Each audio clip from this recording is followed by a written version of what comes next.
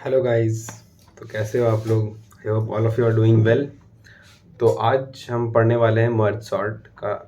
ये merge sort का आपका कंटिन्यूएशन में वीडियो है और आज हम देखेंगे पहले तो उसका टाइम कॉम्प्लेक्सिटी का एनालिसिस और देन हम देखेंगे इसका कुछ प्रॉपर्टीज़। ठीक है।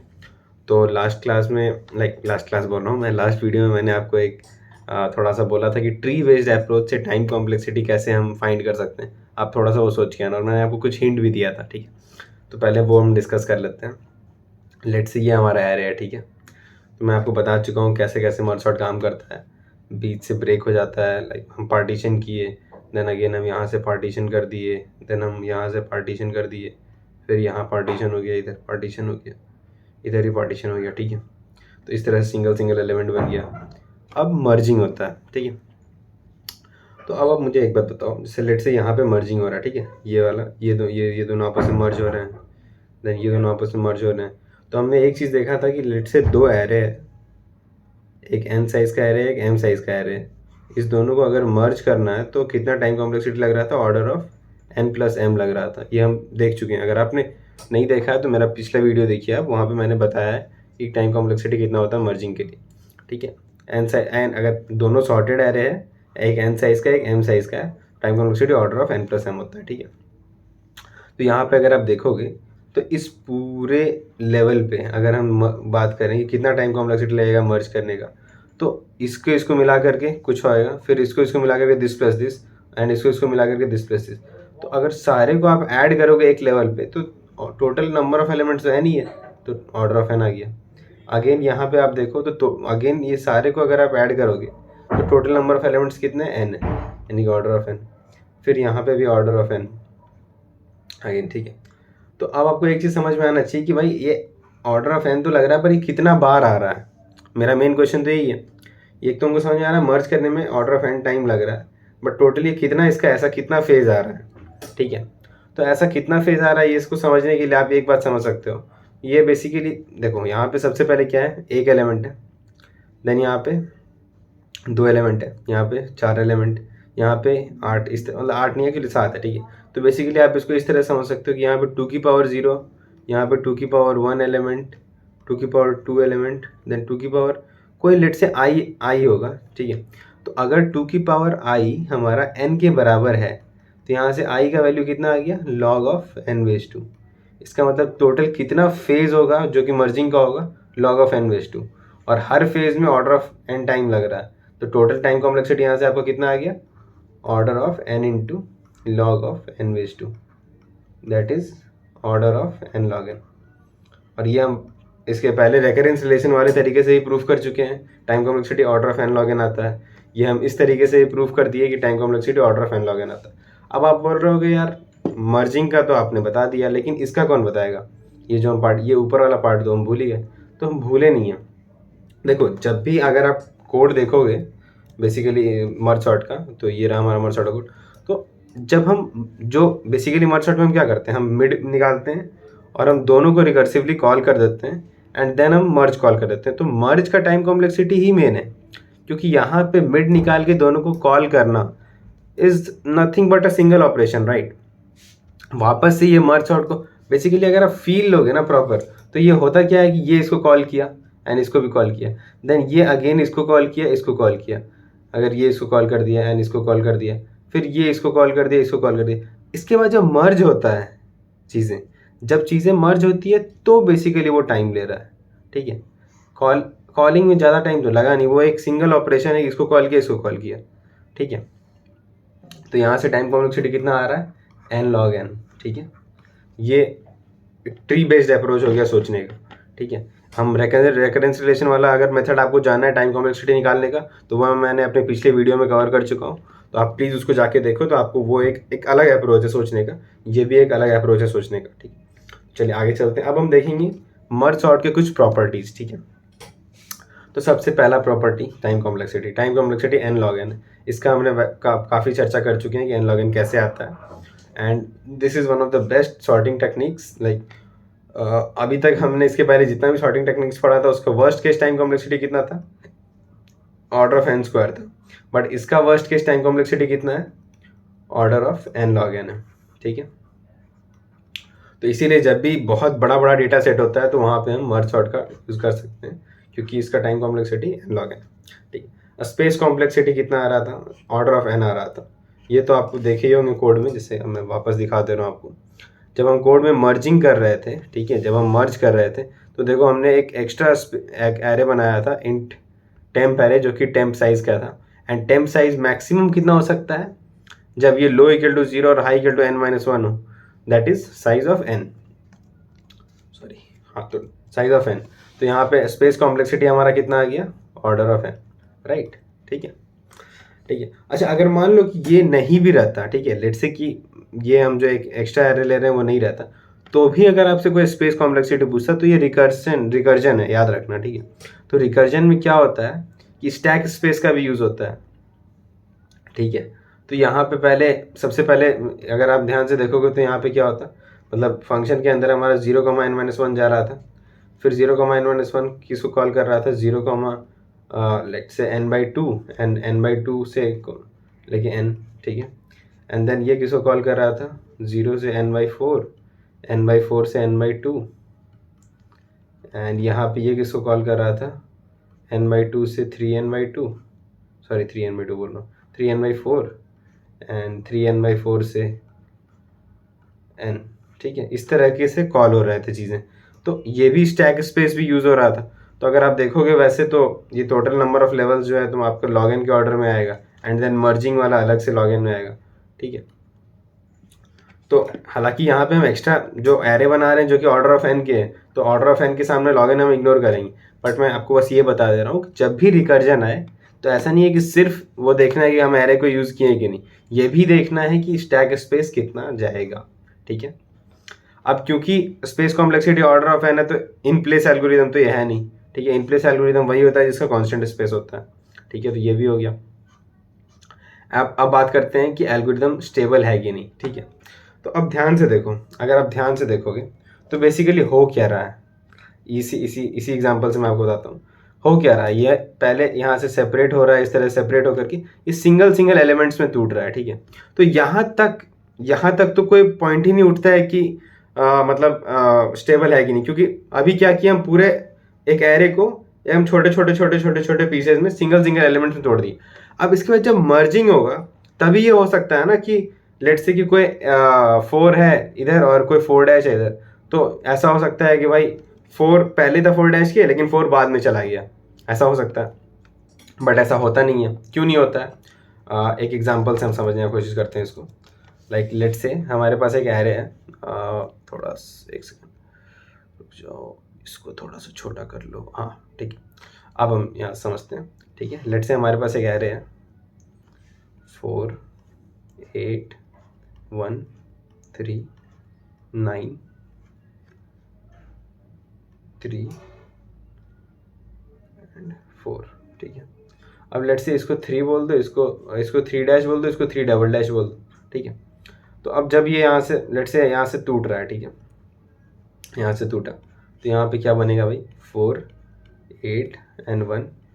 ठीक है, एंड ये इधर क्या बन जाएगा, 3 डैश 9 3 डबल डैश एंड 4। ठीक है, अब फिर अगेन ये टूटेगा, तो यहाँ पे क्या बन जाएगा 4, एंड यहाँ पे क्या बन जाएगा 8 और 1, एंड ये अगेन टूट करके यहाँ पे बन जाएगा 8, एंड यहाँ पे बन जाएगा 1। देन ये भी टूटेगा, ये क्या बन जाएगा 3 डैश और 9, एंड ये क्या बन जाएगा 3 डबल डैश और 4। देन अगेन फर्दर टूट करके ये 3 डबल डैश एंड 4। अगर आपको समझ नहीं आ रहा है कि मैं 3 डैश और 3 डबल डैश क्या लिख रहा हूँ स्टेबल एल्गोरिथम, तो मैं पहले ही अपनी वीडियोज़ में बता चुका हूँ स्टेबल एल्गोरिथम कैसे चेक करना है, आप उसको ज़रूर रेफ़र कर सकते हो, 3 डैश और 9। ठीक है, तो अब ध्यान से देखो, जब अब मर्जिंग वाला सीन आएगा तो ये दोनों तो चलो मर्ज, अपने को बेसिकली इधर का देखना है ना, ये 3 डैश है, तो ये दोनों जब मर्ज होगा तो ये वापस ऐसे का ऐसे रह जाएगा, 3 डैश और इधर 9 रह जाएगा। ये दोनों भी जब मर्ज होगा तो ये वापस ऐसे का ऐसे रह जाएगा। इसको थोड़ा सा बड़ा कर लेते हैं। हाँ, अब यहाँ पे देखो, यहाँ पे क्या आ जाएगा 3 डबल डैश और 4।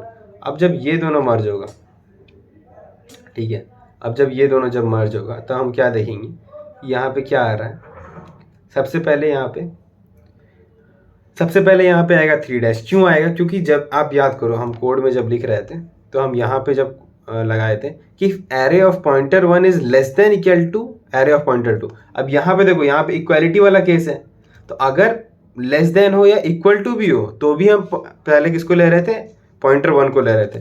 तो क्योंकि अब जब यहाँ पे मर्जिंग होगा तो ये मेरा पॉइंटर 1 और ये मेरा पॉइंटर 2, ये मेरा पॉइंटर 2 होगा, मेरा पॉइंटर 1 होगा, तो हम पहले 3 लिखेंगे एंड देन उसको आगे बढ़ा देंगे, उसके बाद ही 3 आएगा।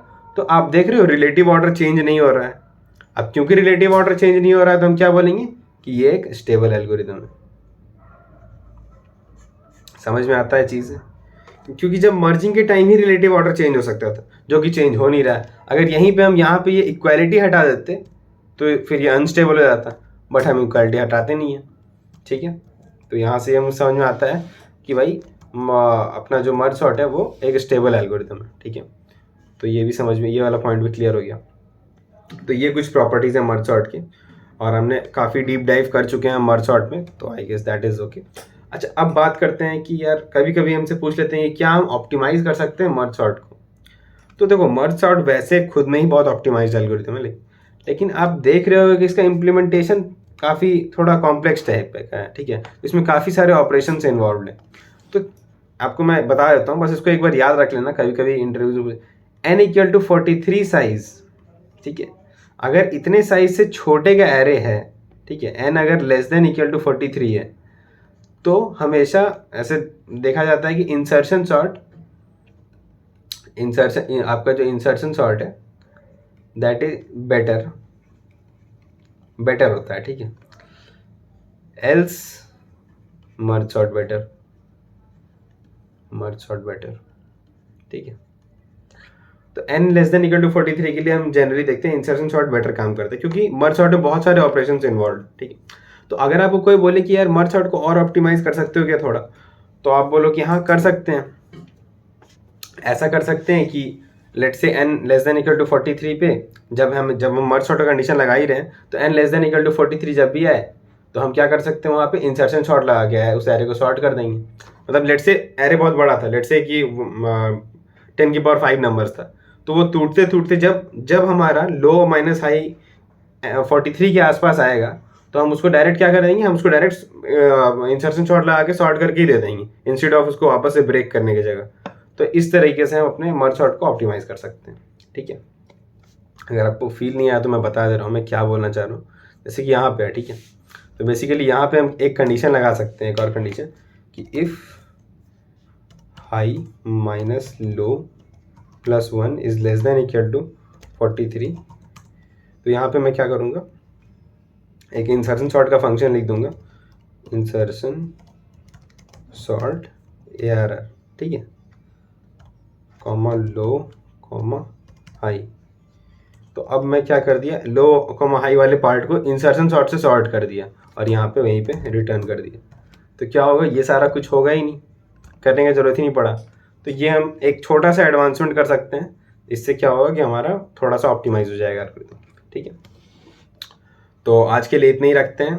ठीक है, अब आपको मैं असाइनमेंट में एक क्वेश्चन दे रहा हूँ, ये मर्ज सॉर्ट पे ही बेस्ड क्वेश्चन है। ठीक है, कि आपको एक एरे में इन्वर्जन काउंट करना है। अच्छा, अब इन्वर्जन होता क्या है, ठीक है, तो लेट से एक एरे है, ठीक है, लेट से 3 1 5 4 9। ठीक है, तो इन्वर्जन किसको कहते हैं हम, कि you have to select any 2 index, let say you am selecting 2 index I and J।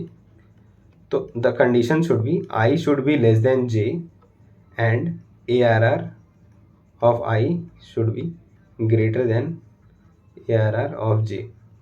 ठीक है, इस तरीके से कितने पेयर्स बनेंगे ये होते हैं नंबर ऑफ इन्वर्जन। ठीक है, तो यहाँ पे जैसे कि आप देख सकते हो कि भाई 3,1, ठीक है, 3,1 जो है ये एक इन्वर्जन काउंट में आएगा।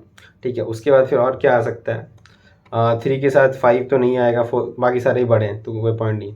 उसके बाद फिर 1 के साथ तो आपका 1 के साथ भी कोई नहीं आएगा, ठीक है, हटा दो। देन 5 के साथ 5,4 आएगा, 5,4 आ गया। देन 5,9 तो नहीं आएगा। देन 4 के साथ 4,9 भी आएगा। तो इसमें इन्वर्जन काउंट कितना आ गया, सिर्फ 2 आया। ठीक है, अब आपको एक छोटा सा हिंट दे देता हूँ, अब सोच के देखो कि इन्वर्जन आप कैसे निकालोगे। एक तो ब्रूट फोर्स तरीका है, ब्रूट फोर्स तो है ही सही, ठीक। बट अगर आपको मैं मर्ज सॉर्ट से तो बोल रहा हूँ, तो मर्ज सॉर्ट के थ्रू कुछ ना कुछ तो आप कर सकते हो। लाइक जब भी हम मर्ज करते हैं इनके, जब जो दो अलग अलग एरे को हम पहले तो क्या करते हैं, मर्ज सॉर्ट में दो भाग में बांटते हैं, उसको सॉर्ट कर लिए। अब हम दो सॉर्टेड एरे को जब मर्ज करते हैं, तो जब मर्ज करने में जो हमारा पहला एलिमेंट है और जो लेट्स से इधर का एक कोई एलिमेंट इधर पे पॉइंटर, इधर पे पॉइंटर है, जब इधर का कोई पॉइंटर इधर आता है, मतलब छोटा होता है इस एलिमेंट से, तो इधर के सारे एलिमेंट्स क्या करेंगे, इसके लिए इन्वर्जन का काम करेंगे। मतलब आपको मैं क्या कह रहा हूँ, इससे फॉर एग्जांपल लेट्स से दो एलिमेंट है, सॉरी दो एरे है, दो सॉर्टेड एरे है हमारे पास, जिसको कि हम मर्ज कर रहे हैं, ठीक है। 3 5 and let's say 7 and let's say 1 and let's say 6, ठीक है। तो अब हमारा पॉइंटर कैसे होता है, ऐसे होता है, ठीक है। अब देखो यहाँ पे जब जैसे कि यहाँ पे सबसे पहले 1, तो हम 1 देखें कि 3 से छोटा है, तो हमारा जो 1 जो है ये सारे एलिमेंट्स के लिए इन्वर्जन का काम करेगा, राइट। कि 3,1 भी इन्वर्जन होगा, 5,1 भी इन्वर्जन होगा एंड 7, क्योंकि जब भी सेकंड वाले पार्ट से कोई एलिमेंट उठ के आता है छोटा है, तो वो सारे के लिए इन्वर्जन का काम करेगा। तो यहाँ से हम डायरेक्टली काउंट कर सकते हैं कि हाँ यार 1 के लिए तो 3 पेयर बन जाएंगे। देन फिर हम इसको आगे बढ़ाएंगे, देन 3 आगे बढ़ेगा, इधर 5 पे आएगा, 5 इधर पे आएगा, ठीक है। फिर हम जैसे ही 6 पे आए तो हम देखेंगे 6 छोटा है, इसका मतलब 6 के साथ एक पेयर बन जाएगा 7 का, राइट। तो 7,6, तो इस तरीके से आप कुछ करके काउंट कर सकते हो। तो ये हिंट है, आप एक बार सोच के देखना। तो आज के लिए इतना ही रखते हैं। अगर आपको ये वीडियो पसंद आया तो please make sure to like it, subscribe it and share it with your friends. तो till then keep learning, okay, bye bye.